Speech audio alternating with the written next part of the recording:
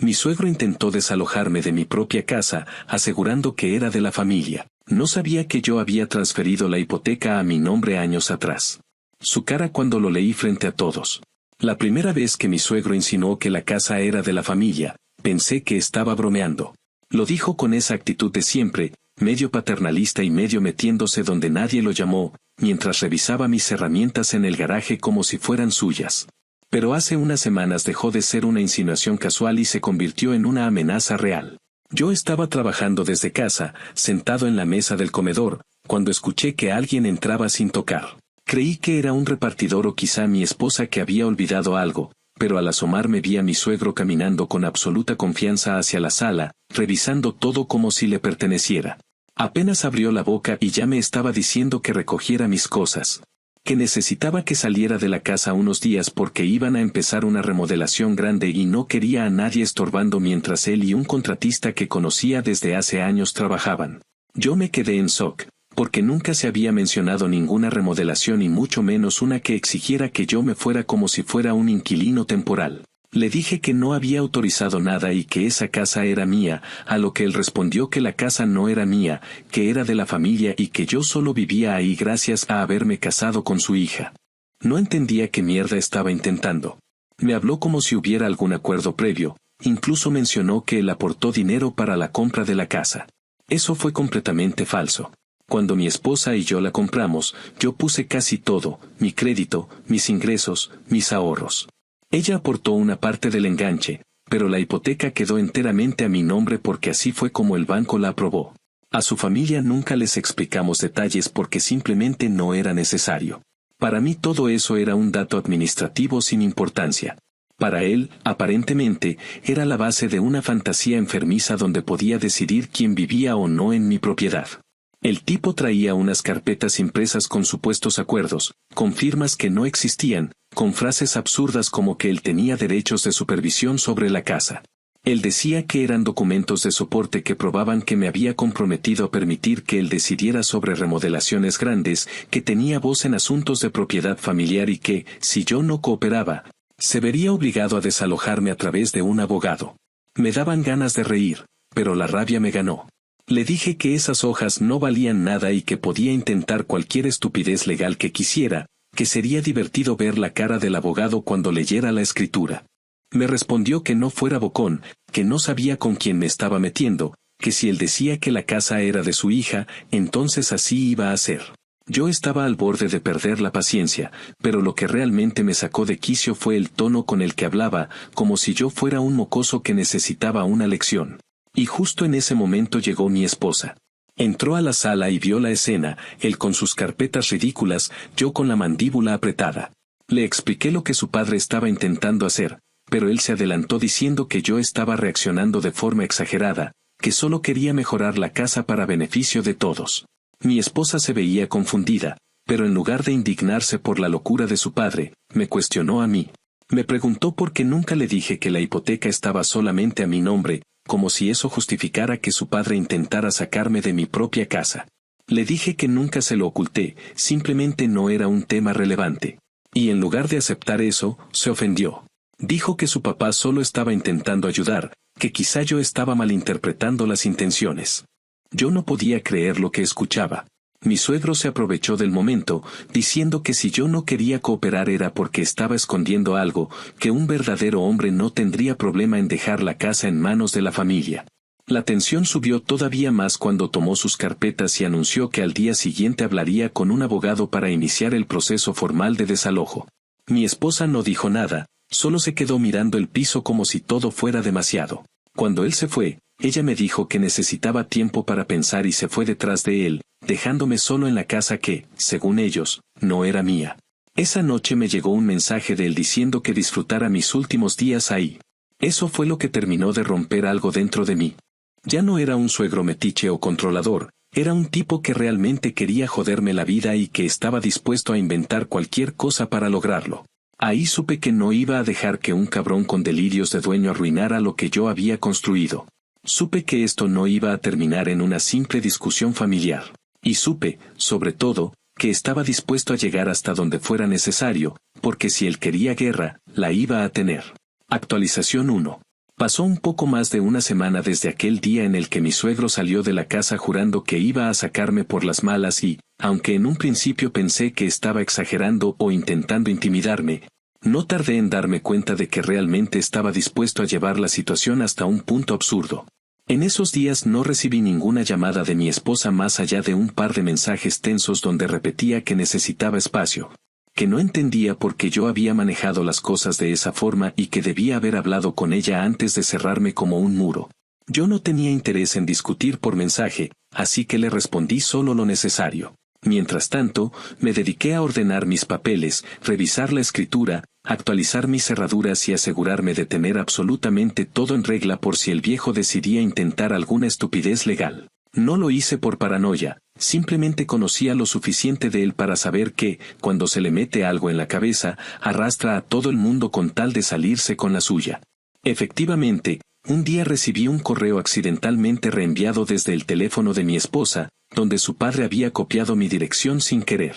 Era un mensaje entre él y un abogado, donde el abogado, con un tono que casi podía escucharse resignado, le explicaba que no podía ayudarlo en su intento de desalojarme, que no había base legal para lo que estaba planteando, que los papeles que él había llevado carecían totalmente de validez y que intentar forzar mi salida podía constituir incluso un delito si yo decidía denunciarlo.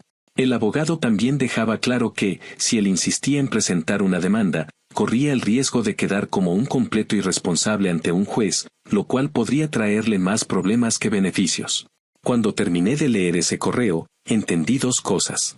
La primera, que mi suegro estaba tan obsesionado con la idea de controlar todo que ni siquiera había considerado lo absurdo de su intento.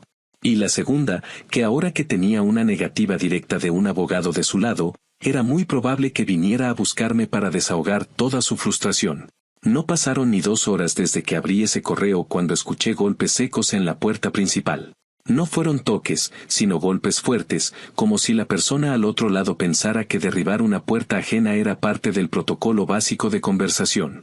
Me levanté sin apuro, porque sabía perfectamente quién era. Días antes había cambiado las cerraduras por unas que no solo eran más seguras, sino que eliminaban cualquier posibilidad de que alguien con una copia vieja pudiera entrar. Abrí la aplicación del timbre con cámara y lo vi ahí, moviendo la cabeza, murmurando algo entre dientes y tratando de introducir su llave como si la cerradura fuera la culpable de sus problemas. Cuando finalmente se dio cuenta de que no iba a funcionar, empezó a vociferar que yo estaba violando acuerdos, que no tenía derecho a bloquearle la entrada y que mi actitud solo demostraba que yo estaba escondiendo algo. Cada frase que soltaba era más absurda que la anterior, pero lo que más me impresionó fue la impotencia evidente en su voz, como si realmente creyera que tenía algún tipo de autoridad sobre esa casa. Le hablé a través de la cámara y le dije que ya conocía la respuesta de su abogado, que no tenía nada que hacer ahí y que, si seguía golpeando mi puerta, llamaría a la policía. Su cara se transformó por completo. La frustración se convirtió en furia pura, y empezó a insultarme no solo a mí sino también a mi familia, diciendo que yo era un desconocido aprovechado, que él había permitido que yo entrara en su vida y que lo estaba traicionando. Todo ese discurso ridículo lo terminó con una advertencia de que esto no había terminado. Finalmente se fue, pero no sin antes dejar claro que, en su cabeza, seguía creyendo que tenía alguna forma de ganar. Yo estaba cansado, no por el enfrentamiento en sí, sino porque se notaba que él no iba a detenerse por voluntad propia. Tuve que aceptar que ese hombre no tenía límites y que, mientras nadie lo frenara, iba a seguir metiendo a todos en su espiral de control y paranoia. Ese mismo día mi esposa me llamó, pero no para disculparse ni para abrir un diálogo razonable, sino para preguntarme por qué había cambiado la cerradura sin avisarle.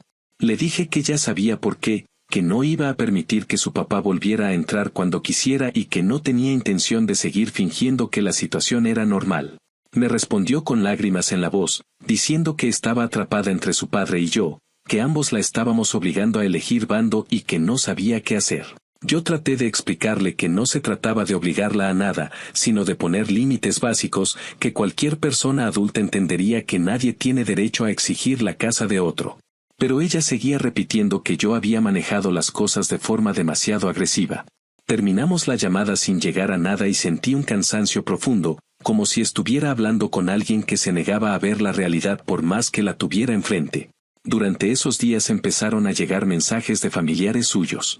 Algunos preguntaban qué estaba pasando, otros insinuaban que yo había maltratado al señor y unos cuantos directamente decían que yo le había quitado la casa a mi esposa. Era evidente que el viejo había empezado una campaña de victimización, contándole a todos una versión retorcida de los hechos donde él aparecía como un mártir y yo como un intruso sin vergüenza. A ninguno le respondí. No iba a gastar energía tratando de convencer a personas que ya habían decidido creerle ciegamente. Preferí enfocarme en blindar mi posición, dejar toda la documentación en regla y anotar cualquier interacción que pudiera necesitar más adelante. El verdadero giro inesperado ocurrió cuando mi esposa, al fin, leyó el correo que el padre había reenviado por accidente. Lo mencionó en un mensaje breve, diciendo que necesitaba hablar conmigo en persona. Cuando llegó, traía una expresión que no le había visto antes. No era enojo ni tristeza, sino algo más cercano a incredulidad mezclada con vergüenza. Me dijo que había leído todo, que no entendía por qué su papá le había mentido durante tanto tiempo y que siempre creyó que la casa era algo compartido no porque yo lo ocultara, sino porque su padre llevaba años diciéndole que él había aportado más de lo que realmente fue. Ella creció escuchando esa narrativa donde él era el protector, el proveedor, el guía que siempre tenía la razón. Y ahora, al ver ese correo, al ver la negativa rotunda del abogado, al ver todo lo que yo había tratado de explicarle desde el principio, finalmente entendió la magnitud de la manipulación. Aún así, en lugar de acercarla a mí, esa revelación la hundió en una confusión todavía más profunda. Admitió que no sabía cómo enfrentar a su padre ni cómo reconstruir la confianza conmigo después de haber dudado tanto. Dijo que necesitaba tiempo y que no podía quedarse en la casa conmigo mientras procesaba todo. Le respondí que hiciera lo que necesitara, pero que yo no iba a seguir permitiendo que su papá entrara o decidiera sobre mis cosas. Ella se fue nuevamente, esta vez sin discutir, sin reproches, sin lágrimas. Solo se fue. Y yo me quedé con la sensación de que, aunque la verdad finalmente había salido a la luz, la situación recién estaba empezando a mostrar sus consecuencias reales. Actualización 2. Pasaron varias semanas después de aquella conversación en la que mi esposa, completamente desconcertada, decidió irse nuevamente a casa de sus padres. No supe mucho de ella durante esos días y, aunque al principio pensé que eventualmente volvería para hablar con calma, lo cierto es que su silencio empezó a volverse demasiado elocuente. Parecía que estaba atrapada entre la vergüenza de haber creído ciegamente a su padre y el miedo a enfrentar todo lo que había ignorado durante tanto tiempo. Yo continué con mi rutina, trabajando desde casa, ocupándome de mis cosas, pero la tensión constante de no saber cómo iba a avanzar la situación se volvía cada día más pesada. Aún así, traté de mantenerme firme porque, a diferencia de antes, ahora sabía que contaba con más pruebas que palabras. Y en ese momento, la verdad era prácticamente mi única defensa. El siguiente giro en esta historia empezó de manera casi absurda. Una tarde recibí una llamada de un número que no conocía. No suelo contestar llamadas desconocidas, pero algo en mi intuición me hizo responder. Era el abogado del suegro. No entendí por qué me estaba llamando directamente, así que lo primero que hice fue preguntarle si había algún problema legal del que debía enterarme. El abogado, con un tono que mezclaba paciencia profesional con un fastidio apenas contenido, me explicó que estaba intentando localizar a mi esposa, ya que necesitaba hablar con ella sobre unas declaraciones que su padre había estado haciendo en su presencia. Según él, el suegro había llegado a su oficina para una segunda consulta, alegando ahora que yo estaba cometiendo fraude hipotecario y ocultando bienes matrimoniales. El abogado sabía perfectamente que eso no tenía ningún sustento y lo dejó claro desde el principio. Pero el suegro insistió tanto que el abogado decidió llamarme para dejar un registro directo de que yo había sido contactado y había aportado documentos válidos. No entendía del todo su motivación hasta que me dijo algo que no esperaba. Admitió que el suegro estaba empezando a inventar cosas con una desesperación evidente y que, desde una perspectiva ética, el abogado ya estaba considerando negarse a trabajar con él en cualquier capacidad. Agradecí la llamada, aunque me quedé con la sensación amarga de estar lidiando con alguien que no tenía ningún freno. El suegro no solo estaba tratando de manipular la situación dentro de su familia, sino que estaba intentando manipular a profesionales, distorsionar hechos y crear un escenario donde él apareciera como víctima de un engaño inexistente. Supe, en ese instante, que si no ponía límites de manera definitiva, esto iba a escalar hacia algo todavía más incómodo o incluso peligroso. Fue en ese punto cuando me di cuenta de que necesitaba preparar una respuesta más sólida que solo cambiar cerraduras o guardar documentos. Empecé a escribir un registro de todas las interacciones, fechas en palabras, lugares, conversaciones, amenazas. No porque quisiera demandarlo, sino porque ya no confiaba en que él se detuviera por sí mismo. Con el paso de los días, mi esposa finalmente pidió vernos. Esta vez no quiso venir a la casa, sino que me pidió encontrarnos en un café que siempre habíamos frecuentado cuando empezamos a salir. Llegué puntual, y cuando la vi entrar, supe que algo importante había cambiado. Se veía agotada, no físicamente, sino mentalmente, como alguien que había estado sosteniendo una mentira durante demasiado tiempo y finalmente ya no podía soportar el peso. Nos sentamos y, después de unos minutos de silencio, comenzó a hablar. Me dijo que había estado intentando conversar con su padre acerca del correo del abogado, intentando obtener una explicación mínima que justificara sus acciones, pero que él simplemente se negaba a admitir que estaba equivocado. Contó que incluso trató de mostrarle pruebas concretas de la escritura y que él reaccionó acusándola de ponerse en mi contra.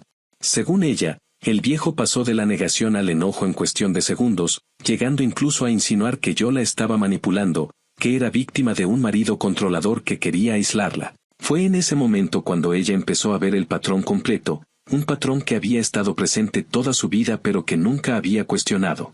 De pronto recordó todas las ocasiones en las que él presionó decisiones personales, todas las veces en que se victimizaba cuando alguien lo contradecía, la manera en que había moldeado la dinámica familiar para que todos le debieran algo, aunque en realidad no hubiera dado nada. Mientras me lo contaba, se quebró. No de dolor hacia mí, sino de desilusión hacia él. Me confesó que una parte de ella no quería aceptar que su padre hubiera sido así siempre, pero que las pruebas eran imposibles de ignorar. También admitió que le costaba asumir su propio papel en la situación. Me dijo que, aunque no había sido su intención, me había hecho cargar con la duda, había minimizado mis advertencias y había permitido que su padre entrara a nuestra vida matrimonial como si tuviera derecho a opinar en todo. Yo escuché sin interrumpirla porque sabía que ese proceso era suyo, no mío. Cuando terminó, me dijo que no sabía si estábamos listos para retomar nuestra relación tal como estaba antes, que necesitaba tiempo para reorganizar su mente y sus emociones, pero que quería dejar claro que ya no dudaba de mi palabra ni de mis intenciones. También me pidió que, por ahora, evitáramos involucrar a más familiares para no escalar la situación. Parecía que, por primera vez desde que todo empezó, estábamos en una conversación adulta y honesta. Sin embargo, esa calma no duró mucho. A los pocos días, ella volvió a llamarme, alterada, diciendo que había descubierto algo que cambiaba otra vez todo el panorama. Resulta que su padre, en un intento desesperado de obtener validación de otros familiares, empezó a mostrarles documentos inventados como prueba de que yo lo estaba desplazando de una propiedad que, según él, había ayudado a pagar. Cuando algunos familiares le preguntaron de dónde habían salido esos papeles, él afirmó que yo los había falsificado para hacerlo quedar mal. Ese simple detalle encendió nuevamente las alarmas, porque demostraba que estaba dispuesto a acusarme de delitos para no admitir su error. Mi esposa estaba realmente asustada. Me dijo que tenía miedo de que su padre llegara a presentar una denuncia falsa con tal de arruinarme la vida, porque en su mente eso sería una forma de recuperarla a ella, de demostrar su poder y de proteger lo que es suyo. Y cuando ella usó esa frase, entendí que ya no veía en su padre a un hombre confundido o terco, sino a alguien capaz de tomar decisiones peligrosamente impulsivas. Después de hablarlo, decidimos que necesitábamos establecer medidas claras. Yo reforcé la seguridad de la casa, añadí cámaras adicionales, registré todas las amenazas y dejé constancia con vecinos de confianza por si ocurría algún incidente. No porque estuviera esperando una confrontación física, sino porque cada vez era más evidente que la situación estaba desbordando cualquier lógica familiar. Ella, por su parte, empezó a buscar un lugar propio para no depender ni de él ni de mí mientras ordenaba su vida. No fue una decisión fácil de escuchar, pero la entendí. Ambos necesitábamos espacio, pero por motivos distintos. Yo necesitaba protegerme y ella necesitaba reconstruirse sin que él la arrastrara hacia su caos. Lo más devastador de esta parte del proceso fue cuando me confesó que, por primera vez en su vida, se había permitido pensar en la posibilidad de cortar contacto definitivo con su padre. No era una decisión tomada, pero era una idea que ya no le resultaba impensable. Me dijo que, durante su infancia, siempre existió una especie de deuda emocional impuesta por él, una obligación de lealtad absoluta que ella nunca había cuestionado. Pero ahora, al ver hasta dónde estaba dispuesto a llegar con tal de no perder el control, se dio cuenta de que su relación con él había sido una jaula disfrazada de cariño. Mientras ella atravesaba ese proceso interno, yo me quedaba en casa sintiendo cómo la atmósfera cambiaba. Ya no era la sensación de estar siendo atacado por un hombre intransigente, sino la de enfrentar una estructura familiar entera sostenida sobre silencios, dependencias y manipulaciones. Poco a poco entendí que esto no era solo un problema entre él y yo. Era el desmoronamiento de un sistema que llevaba décadas operando bajo una lógica que había pasado desapercibida porque nadie se había atrevido a nombrarla. Ese descubrimiento, aunque no lo pareciera, fue el verdadero punto de quiebre. A partir de ahí, supe que nada de lo que viniera después iba a ser sencillo ni reversible. Y aún así, por extraño que parezca, fue la primera vez que sentí que, por fin, empezábamos a llegar al fondo real de todo. Actualización final. Pasaron 2 meses completos desde aquel momento en el que mi esposa decidió tomar distancia tanto de mí como de su padre. Y aunque al principio pensé que esa separación temporal serviría para que cada uno encontrara un punto de equilibrio, lo cierto es que el silencio que se instaló después fue más revelador que cualquier conversación. En ese periodo de tiempo apenas tuvimos un puñado de mensajes intercambiados, siempre breves y sin mucha carga emocional, como si ella estuviera intentando sostener un vínculo que ya no sabía si quería mantener o si solamente lo hacía por costumbre. Yo me dediqué a continuar con mi vida cotidiana, pero siempre con la sensación tensa de que algo estaba por estallar. Y finalmente, esa intuición terminó por confirmarse cuando recibí una llamada inesperada desde un número desconocido que, según supe segundos después, pertenecía a un agente del Servicio de Impuestos. Al principio creí que se trataba de una confusión, porque no tenía ninguna razón para que una llamada así fuera dirigida hacia mí, pero en cuanto la conversación avanzó entendí que el problema no tenía nada que ver conmigo, sino con mi suegro. El agente, con una calma profesional que contrastaba terriblemente con la inquietud que yo empezaba a sentir, me explicó que estaban realizando una revisión relacionada con declaraciones inconsistentes que involucraban la dirección de mi casa como una presunta residencia adicional declarada por él. Me pidió confirmar si el suegro vivía en mi propiedad o si tenía algún tipo de acuerdo formal para usarla como domicilio, y aunque yo traté de mantener la voz firme, no pude evitar que el asombro me recorriera entero. Respondí que no, que él no vivía ahí, que jamás había vivido ahí y que no tenía permiso para usar esa dirección para nada. El agente fue muy claro, esa información era suficiente para avanzar con la investigación, y aunque no podía darme detalles específicos, sí me dijo que, de ser cierto lo que estaban revisando, su situación fiscal podía complicarse de una manera bastante seria. Al terminar la llamada, permanecí sentado largo rato, procesando lo que había escuchado. En ningún momento se me cruzó por la mente la idea de que mi suegro pudiera estar utilizando mi casa para fines fiscales, y menos aún que lo estuviera haciendo desde hacía varios años, según insinuó el agente. Era como si cada capa que se removía de la personalidad del hombre revelara algo peor que lo anterior. En un principio pensé en guardar ese dato para mí, pero cuando mi esposa me llamó esa noche con la voz completamente rota, supe que ya estaba enterada. Me dijo que su padre había regresado a casa furioso, que había pasado toda la tarde gritando que alguien lo había traicionado, que estaban revisando sus impuestos y que seguramente todo era culpa mía, porque era el único que se beneficiaría si él caía en problemas. Ella trató de hacernos entender que su padre estaba desesperado y que decía cosas incoherentes, pero también reconoció que, aunque le doliera admitirlo, no era imposible que él hubiera cometido una falta grave. Lo que más me llamó la atención no fue la noticia en sí, sino el hecho de que ella ya no intentaba justificarlo como antes. Era como si hubiese llegado al límite, como si finalmente hubiese aceptado que su padre no solo estaba equivocado sino que era capaz de poner en riesgo a cualquiera con tal de proteger su versión de la realidad. A partir de ese día, mi esposa empezó a hablarme con una franqueza que no había mostrado en mucho tiempo. Me confesó que durante esas semanas lejos de mí había descubierto cosas que preferiría no haber sabido, como que su padre llevaba años presentando declaraciones trucadas, inventando deducciones que no existían e incluso utilizando direcciones de familiares sin permiso para simular distintos tipos de residencia. Ella misma no podía creer la magnitud de lo que estaba saliendo a la luz, porque significaba que toda su vida había creído en un hombre que proyectaba una imagen de corrección absoluta cuando, en realidad, Llevaba muchísimo tiempo actuando con total deshonestidad. Su relación con él empezó a fracturarse de una manera que ya no tenía vuelta atrás.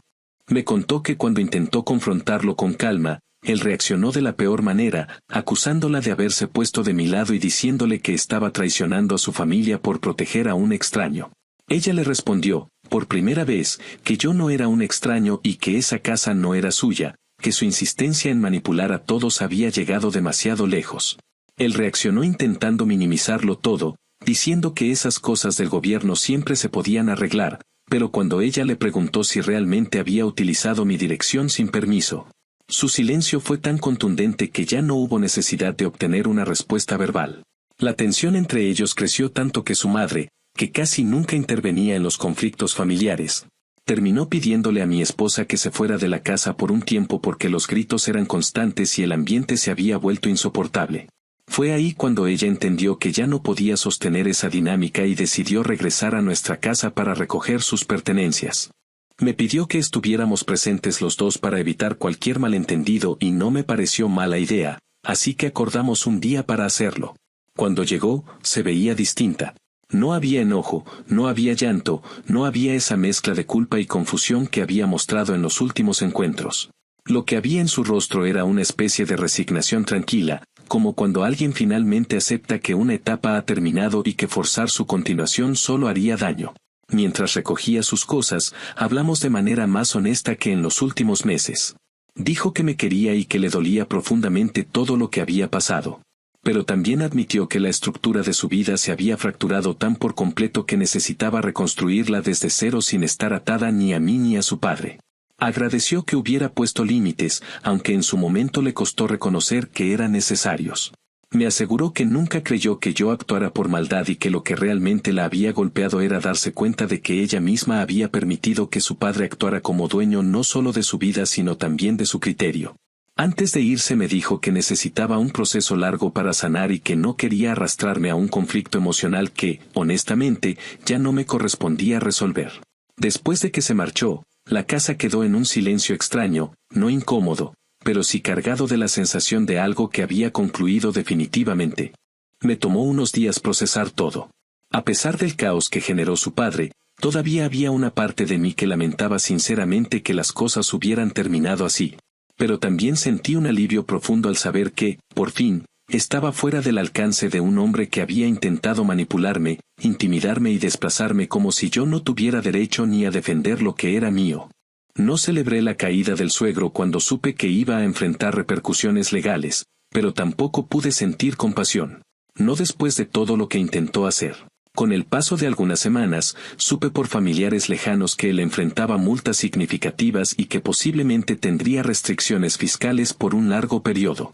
No era algo que yo hubiera provocado, pero entendí que la vida a veces acomoda las piezas sin necesidad de que uno empuje. Lo irónico de todo fue que, en su intento por demostrar poder y control, terminó perdiendo justamente aquello que tanto alardeaba tener: autoridad, credibilidad y la lealtad de su propia hija. Yo seguí adelante. La casa quedó en paz y empecé a redescubrirla como un espacio verdaderamente mío, sin la sombra constante de alguien que pretendía adueñarse de lo que no le correspondía. Aprendí, quizá a la fuerza, que poner límites no es un acto de agresión, sino de protección, y que a veces sostenerse firme frente a alguien que lleva años imponiéndose es la única manera de salir de su círculo de influencia. Nunca imaginé que la historia terminaría de esta manera, con un suegro enfrentando las consecuencias de su propia arrogancia. Una esposa reconstruyendo su vida lejos de ambos y yo recuperando una tranquilidad que no sabía cuánto tiempo llevaba perdiendo. Pero así ocurrió. Y aunque el camino fue largo y desgastante, al final lo único que quedó en pie fue lo que realmente tenía fundamentos sólidos: la verdad. Los límites y la certeza de que nadie tiene derecho a apropiarse de lo que otro ha construido con esfuerzo, mucho menos alguien que solo sabe exigir, manipular y gritar para sentirse importante.